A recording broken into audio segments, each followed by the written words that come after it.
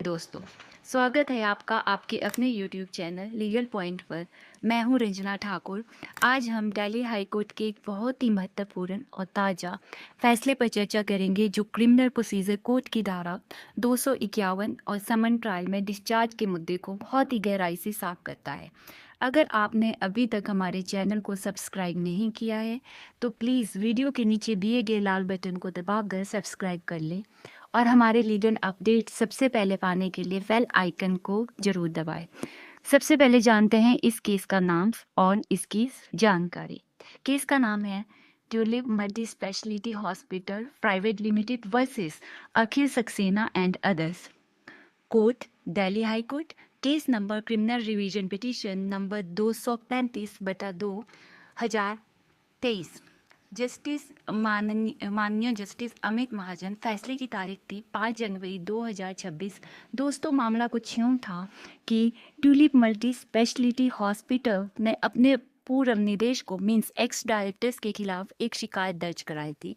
आरोप यह था कि इन निदेशकों ने कंपनी की महंगी मशीनें और संपत्ति जो डायग्नोस्टिक और सर्जिकल काम के लिए थी उन्हें गैर कानूनी तरीके से अपने पास रख लिया और वापस नहीं किया। आरोप था कि ये संपत्तियां सक्सेना हॉस्पिटल जो कंपनी का ही एक यूनिट या ब्लॉक भी माना जाता था में रखी हुई थी। जब इन निदेशकों ने इस्तीफा दिया तो इन्होंने अपनी हिस्सेदारी ट्रांसफ़र करने से मना कर दिया और कंपनी को उन मशीनों तक पहुंचने से भी रोक दिया। निचली अदालत यानी मजिस्ट्रेट ने शुरू में तो आरोपियों को समन जारी कर दिया, लेकिन बाद में जब धारा 251 के तहत नोटिस देने की बारी आई तो मजिस्ट्रेट ने यह कहते हुए आरोपियों को डिस्चार्ज कर दिया कि इस मामले में कोई अपराध नहीं बनता है। मजिस्ट्रेट ने इसके लिए सुप्रीम कोर्ट के भूषण कुमार वाले फैसले पर सहारा लिया। इसी डिस्चार्ज ऑर्डर के खिलाफ हॉस्पिटल ने दिल्ली हाई कोर्ट का दरवाज़ा खटखटाया। दोस्तों, आगे बढ़ने से पहले मेरी आपसे एक छोटी सी रिक्वेस्ट है, अगर आपको हमारी जानकारी काम की लग रही है तो इस वीडियो को अभी लाइक कर दें और अपने वकील दोस्तों के साथ शेयर ज़रूर करें। कानूनी बिंदु लीगल पॉइंट्स जो इसमें इन्वॉल्व है। अब आते हैं इस मुद्दे पर, इस केस के सबसे अहम कानूनी पहलू पर। सवाल यह था, क्या मजिस्ट्रेट एक समन केस में धारा 251 के चरण पर आरोपी को डिस्चार्ज कर सकते हैं? हाई कोर्ट ने इस पर बहुत ही स्पष्टता से कानून समझाया है। सेक्शन 251 कोर्ट ने कहा कि सीआरपीसी की यह धारा सिर्फ यह कहती है कि जब आरोपी कोर्ट में आए तो उसे अपराध का विवरण बताया जाना चाहिए।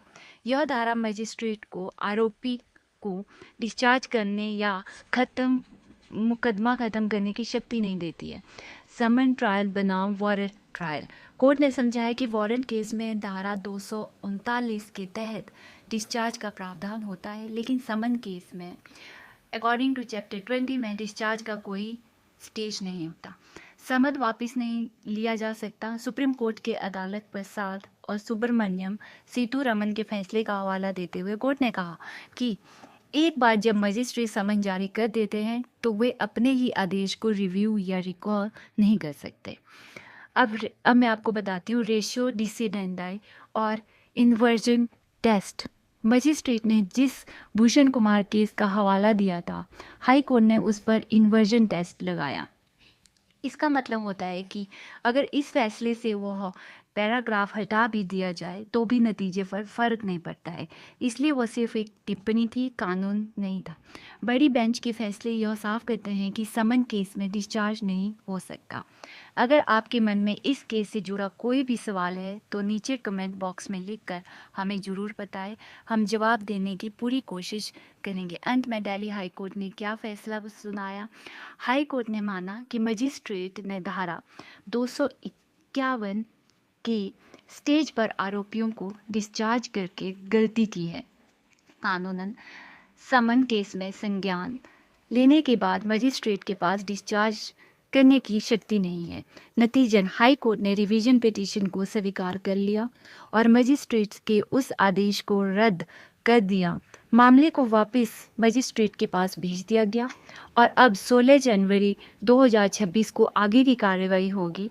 यह था दिल्ली हाई कोर्ट का फैसला जो साफ करता है कि समन ट्रायल में एक बार समन जारी होने के बाद डिस्चार्ज का शॉर्टकट नहीं लिया जा सकता। उम्मीद है आपको आज का यह वीडियो पसंद आया होगा।